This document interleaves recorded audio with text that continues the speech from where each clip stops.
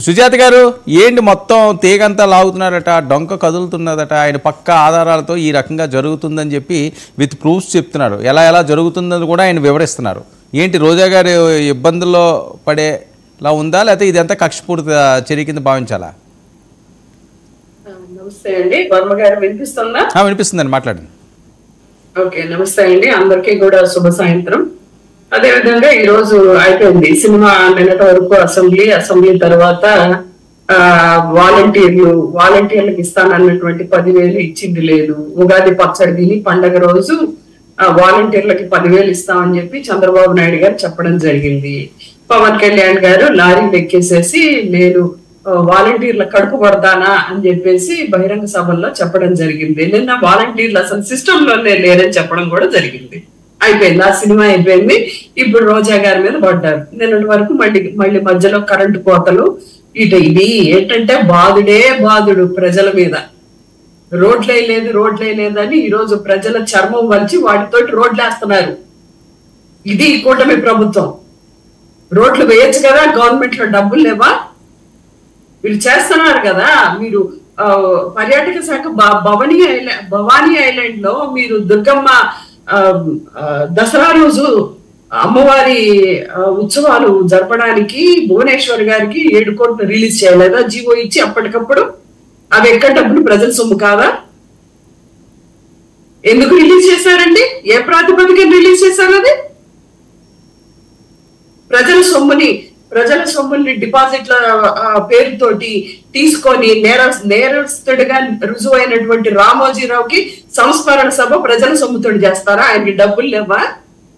సగం హైదరాబాద్ ఆక్రమించాడు ఆయన Ramoji film city పేరుతోటి. ఆయనకి సంస్మరణ సభ చేయాలంటే ఆయనకి డబ్బులు లేవా? ఆయన డబ్బులు తీసుకొని చేయాలి కదా. ప్రజల సొమ్ముతోటి 23 కోట్లతోటి ఆయనకి ఎందుకు సంస్మరణ సభ చేయాలి? ఇంకోటి, ఈ రోజు మీరు పోలవరంలో భజన కార్యక్రమం పెట్టారు కదా చంద్రబాబుకి. జై చంద్రబాబు, జగము చంద్రన్న అదేదో పెట్టారు కదా. దానికి ఎన్ని కోట్లు రిలీజ్ చేశారు చెప్పండి? దాని వల్ల ఏంటి ప్రయోజనం? మీరు చేసిన అవినీతి ఏంటి చెప్పండి? ఓకే, అంటే వీళ్ళు అవినీతి చేస్తున్నారని చెప్తున్నారా, రోజా గారు అవినీతి చేయట్లేదని చెప్తున్నారా? చెప్పండి. కాదండి, ఒక్క విషయం, నా పాయింట్ ఏంటంటే రోజా గారు అవినీతి చేశారు వీళ్ళు చేస్తున్నారు కదా అని చెప్తున్నారా, లేకపోతే రోజా గారు అవినీతి చేయలేదు వీళ్ళే చేస్తున్నారని చెప్తున్నారా? రోజా గారి అవినీతి అనేది విజిలెన్స్ డిపార్ట్మెంట్ మీ దగ్గర ఏమన్నా ఉందా? డాక్యుమెంట్ చెప్పండి, ఎక్కడన్నా ఉందా? జీవో ప్రకారం ఉందా? ఇదిగోనండి, విజిలెన్స్ వాళ్ళు ఇచ్చిందే ఇది రిపోర్టు. ఏపీ టూరిజం అనేక అక్రమాల విజిలెన్స్ నివేదిక పెట్టింది. నివేదిక ఆల్రెడీ పంపించింది, నివేదిక పెట్టింది. మీకు ఎక్కడన్నా ఆరోపణలు చేస్తున్నారు, మీకు ఎక్కడన్నా రుజువయ్యి, మీకు ఎక్కడన్నా జీవో ప్రకారం ఏదన్నా జీవో ఆ రోజా గారి మీద రిలీజ్ అయినట్టు మీ దగ్గర ఆల్రెడీ ఇన్వెస్టిగేషన్ జరుగుతున్నదని కదా ఈ రిపోర్ట్ మీదే జరుగుతుంది. అదేమి నిరూపణ కాలేదు కదా. ఎట్లా 100 కోట్ల రోజా గారు తిన్నారని అంటారు? సో లేదంటారు. గవర్నమెంట్ లోకి అధికారం రాగానే 600 మందికి విఐపి దర్శనాలు ఇచ్చింది తెలుసా? ఒకటే రోజు టీడీపీ ప్రభుత్వం అధికారంలోకి రాగానే 600 మందికి విఐపి దర్శనాలు ఇచ్చింది తెలుసా మీకు? అంటే మీరు చేస్తారేమో మంచిది, వైసీపీ పార్టీ చేస్తే విఐపి దర్శనాలు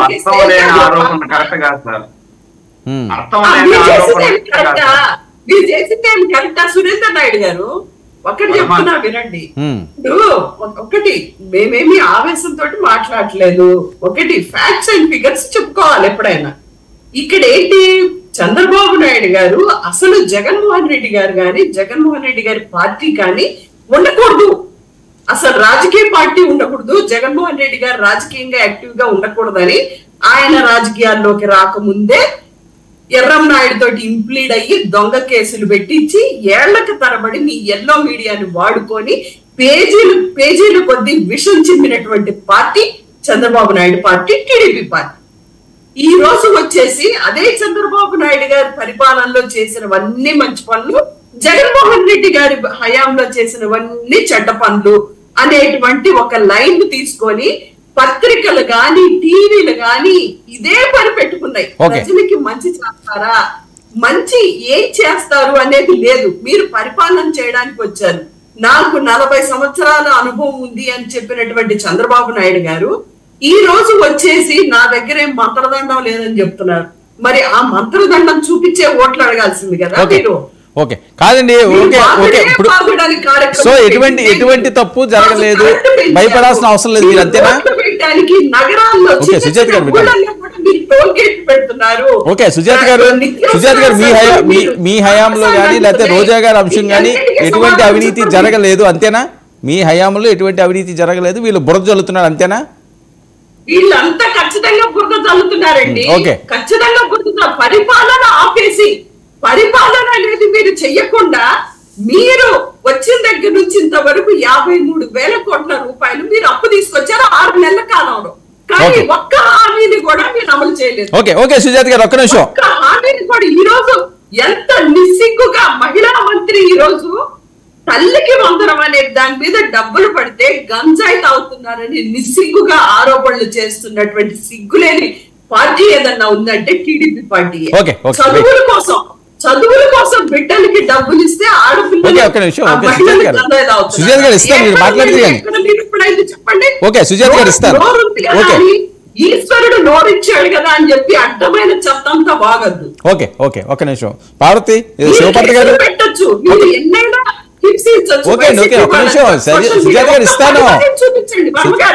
ఒకటి ఒక్క 10 మందిని చూపించండి ఐటీడీపీ వాళ్ళని అరెస్ట్ చేసినట్టు. ఓకే మేము 10 అకౌంట్లు ఇస్తాము, మా లీడర్స్ పోలీస్ స్టేషన్ లో కేసులు పెట్టారు, ఒక్కళ్ళని అరెస్ట్ చేసినట్టు ఐటీడీపీ వాళ్ళని కానీ జనసేన వాళ్ళని కానీ బీజేపీ వాళ్ళు కూటమి వాళ్ళని కానీ మీరు చూపించండి.